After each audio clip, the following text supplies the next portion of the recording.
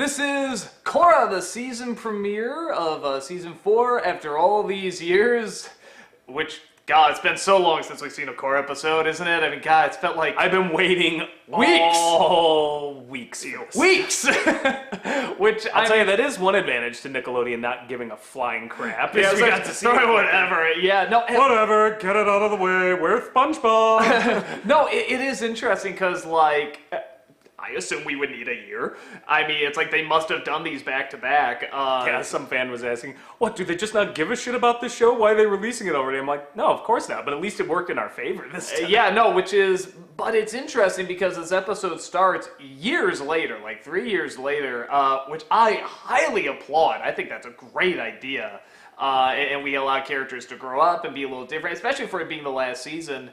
And we have, years later, things are almost under control, a little too bit under control. We have this, Well, no, things aren't under control at all. You've got one side of the Earth Kingdom bringing unity while King George W. Bush is about to get crowned. Well, no, but I'm talking about the control that is being done, you know. Oh, you mean the Nazis? Yeah! I love it. We got Nazis now. Yeah, so we pretty much have, I just call her Zelda because I forget her real name. What is it again?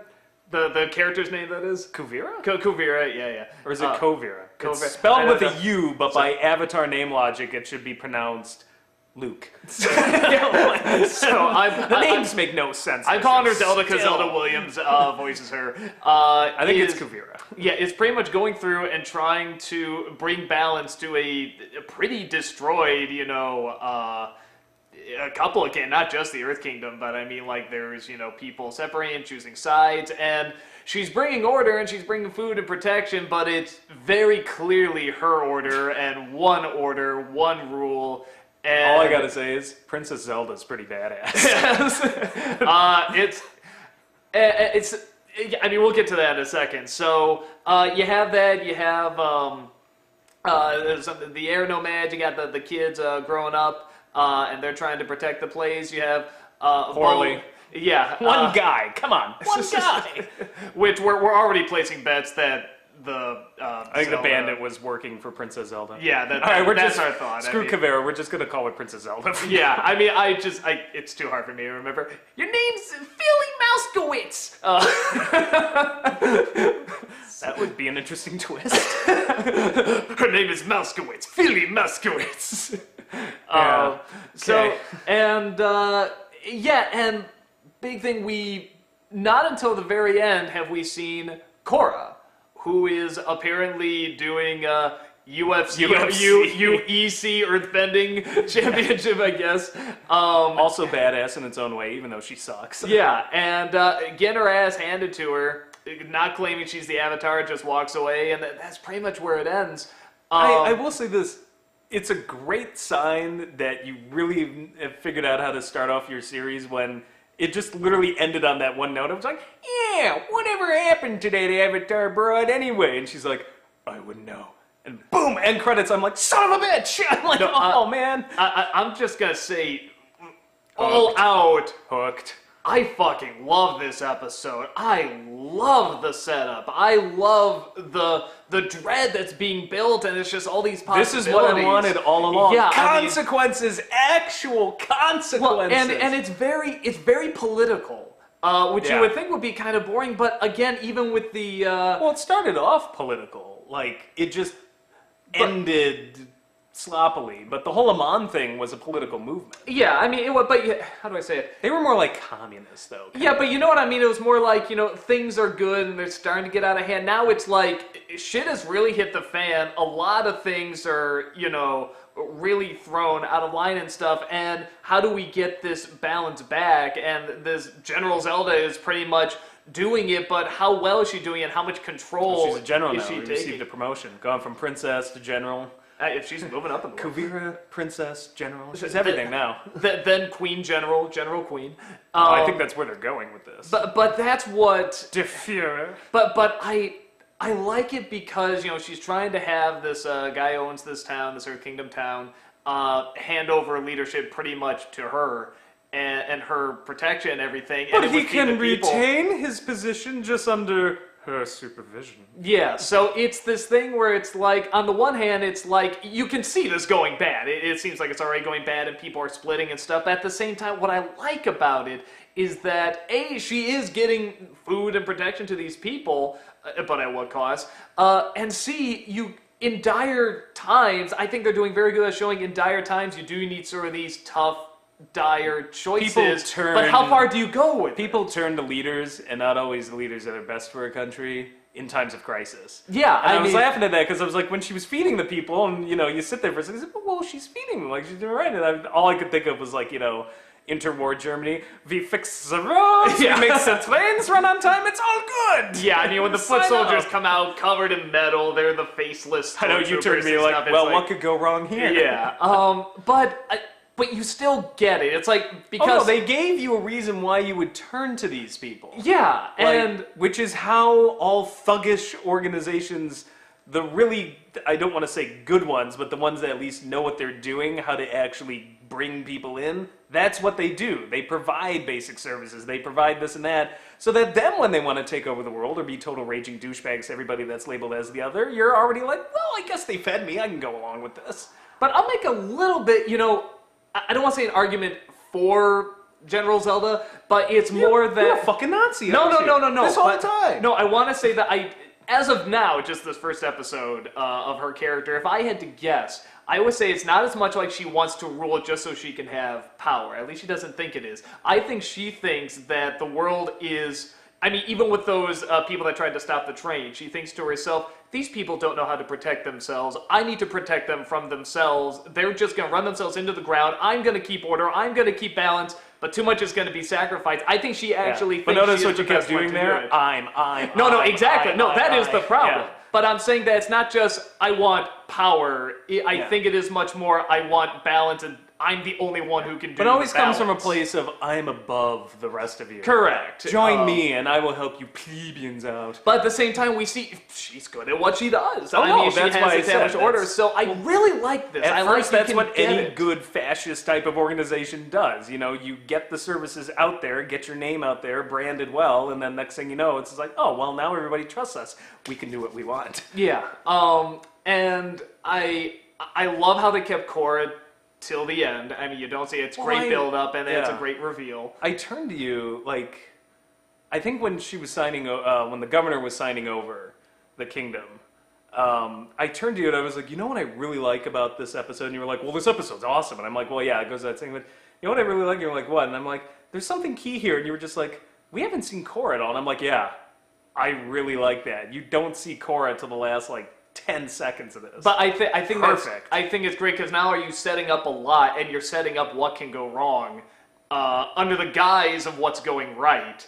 But yeah, you're pretty much keeping your main character out of the first episode years later, and you have no idea where she is, and you find that she lied about where she was for months, and she's actually, getting her ass kicked at the UEC. And it's a great reveal. It's great build-up, and it just creates even more intrigue. There you go, UEFC. If I had one criticism, and it really is my only criticism, I think this episode's great. That new Earth King, it's like, okay, yeah, he's supposed to be unlikable. He's supposed to be a douche. Man, is he annoying. He's really annoying. Do you think they're drawing him like W? Because the way they did his face... I mean, they're obviously making him an idiot, so the way they did his face, though, he's got kind of the big ears and the sort of bushy eyebrows. I kept getting this vibe off of him. Is this a spoof? I don't know. If I had to guess, I'd say no, or is it just a coincidence? Because, W is a very specific, that whole administration, a very specific kind of incompetence, and I wasn't quite getting it here. But and that's not a glorified kid aspect to this guy, though, that I don't know. reminded me of... I couldn't grab what kind of idiot they were going for. He just seemed like a pampered idiot, and that's it. I think they just want somebody who's so incompetent that it's just going to make it an easy choice between... When, obviously, General Zelda has Princess Hitler and, the incompetent George W. Bush type. So, because the two are obviously going to go head-to-head if he's being coronated and she's taking over the Earth Kingdom. Yeah. So, and I like that it's almost like like a civil war, like the Russian Civil War, where everybody's now picking sides. Because you Yeah. got Bolin with Kuvira, and you've got Mako now bodyguarding the Earth King to be, and then you've got other split-ups elsewhere. It's just, I don't know where Asami's falling into this. But Well, and what I like... that was cool, by the way. She's kind of aged. Yeah, no, Looking I even like... hotter. Like, now she's... No, I like how everyone's age, everyone's changed a little bit. A lot of them are doing long-distance relationships now because they're trying to bring the world back together.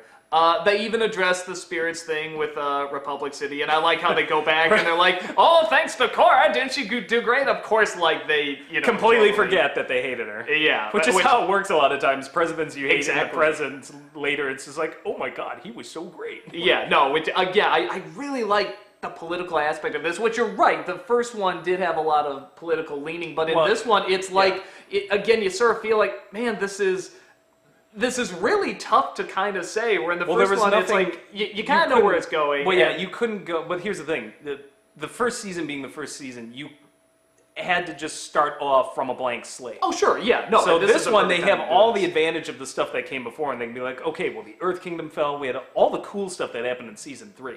Like, really, Season 3 was a good chunk of the setup here, with Season 2 doing some of the work. Well, and it is, again, because I was always saying, like, I want 3 to kind of be bigger.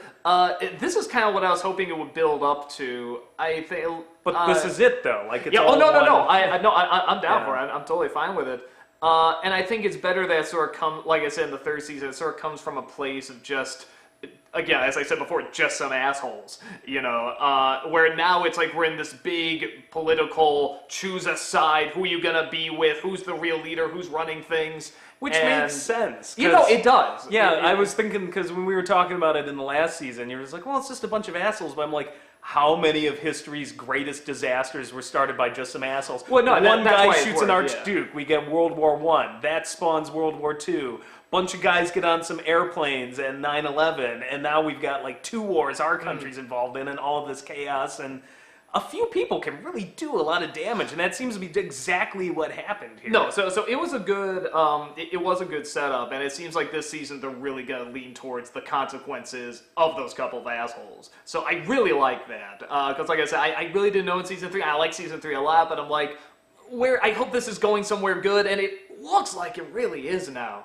Because I just feel that dread and I feel that uneasiness because you do sort of say, well, if I was in that situation, like, what would I do? What direction would I take? Well, I actually get Bolin. Like, when Bolin was handing the food over to somebody, feeding them, and then, what's-her-face is just, like, looking at him, just like... Yeah, so turning away, it's yeah, like... and I'm like, I would be like, if I war. were Bolin, I'd be like, I'm helping people. What's your problem? But you get her side Yeah, as no, well. you get her side as so well, it's so.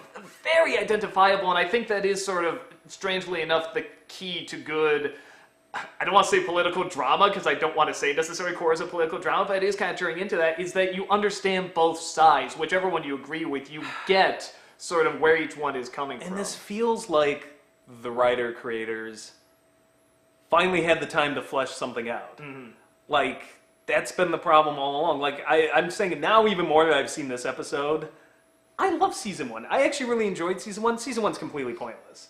Nothing to do with any of the rest of this. Not a single damn thing. I've seen so many explanations trying to, well, but he gave her the spiritual ability to get to the... I'm like, no. Season 2 completely retconned that and started over. It's like, had Nickelodeon just said, give us 3 seasons from the very start. We're not going to dick you around. Just give us 3 seasons, whatever you want to do. How much better do you think this would have actually been, like, as a consistent story? I can't see these people saying we'll give you 3 seasons and they turn out anything good. I mean, I just can't see right? that. If history's Right? taught us anything. Right? But, like, it seems like they got so under the gun of, well, we've only got 1 season, we'll have that one wrap up with a happy ending, because we don't know if we're going to get any more. Then at the last second, oh, we're going to give you 3 seasons after all. It's like, well, shit. Well, now we just, like, blew half our wad We on gotta make it season bigger, 1. we need more characters and stuff. And Yeah. second season, like I we wrote said... her already into this point where she's advanced, but now we're starting over, so we have to redo it again. Well, and it's very... I mean, with the timing, it's very clear season 3 and 4 were done back to back. And with more of a concept of where they were going with it. Yeah, so that's why I think, like I said... Thanks a lot, Nick. Well, but we do get these 2 seasons. We do, and these 2 seasons that are quite fascinating. And season 2 really had moments that were really strong. I will season always, 2, I will argue, had a lot of very strong moments. And I will always love the mythos at the end, going into the backstory of their world, like fleshing out that mythology. So that's something that season 2 gave us that you could never take away, despite the fact that meanders in the middle. It started strong and ended strong. I'll argue season 2 had even more than that, because I do love the twins. I love the way it started. I love the way it ended. I mean, that's a strong, big finish to that season. I agree. It just still feels kind of disconnected from 3 and 4 so far. Like, now that I'm looking back on it, it's more connected than 1 is. Well, that is the other thing, too, is that, like, they did address the spirits thing, and again, just my bitching and stuff, it's like, oh, I'd like to see more of the spirits and stuff, but they at least addressed it, that they're getting along, and you sort of see how they get along, too. It's like, well, they're kind of otherworldly. In retrospect, I'm actually starting to side with you on that, because I'm like, I feel like we've gone through a whole season 3, and now at the beginning of season 4, it's like, and now they're magically living together, and I'm like, that was really the huge basis of season 2, and you just sort of kind of forgot about it and just kind of like, well, okay, I thought maybe he was going to come back in season 4 here, but I didn't see any hints dropped at all. If anything, it's just like, well, they learned to deal with it, and Republic City looks like the Mushroom Kingdom. Mm-hmm. That's pretty much it. It's like Super Mario Brothers going on. It's like, well, we adapted, I guess. I'm like, okay. Mm-hmm. As, all, races and people or whatever kept apart and just come together in 3 years. Again, if there's anything history has shown us. It's not the end of the world, because I think this story's way more interesting. So I just would have liked them to kind of come to a conclusion with that somewhere and not just be like, and it was all magically off screen in these 3 years that we didn't show you. Like, I mean, I would like if they came, because it looks like they're just sort of, and that's done. Next. But between season 3 and this opening episode, like, I'm hoping this continues, because I think they found their groove again. I'm really... all the dicking around, they found their groove. I don't know. I feel like this great... It sounds weird, but it's like there's this turning in my stomach of what's going to happen, but I mean that in a good way. Kind of like watching Game of Thrones. Oh no, what's going to happen? It's like... I know, like, it's unlikely. It's got that Lord of the Rings middle part, Empire Strikes Back feel of, like, bad shit's going down. You're just nervous for all the characters. Yeah, of something really big and really important. Yeah. And I really like that, and I think for a final season, that's such a good way to set up everything, and I'm really excited. Well, it was a tense first episode. It was. Even the music the whole time is kind of like kind of making you uneasy, and everything's sort of unpleasant, and there's big question marks everywhere. But it's not just you point and say, bad guy, here's why, just take over world. Yeah, like I said, I think you really can. She is most likely going to be the villain. And you can really... I think it's pretty clear. Yeah, but I mean, I like that you can watch it and you can say, I see her mindset about why she thinks this can work. It's not just, I'm going to release evil, because I'm an evil nut. It's that there, or I'm an anarchist or something. It's like, no, there really is an order, and I can bring that order, and I will. These people just need to see it. And it's not going to work, but at the same time, you get it. You get why where she's coming from. Because I think now we were talking about this last season, because we didn't know where this season was going to go yet. But now I think we've got all the 4 major kind of political groups. We started off with communists. Everything must be equal.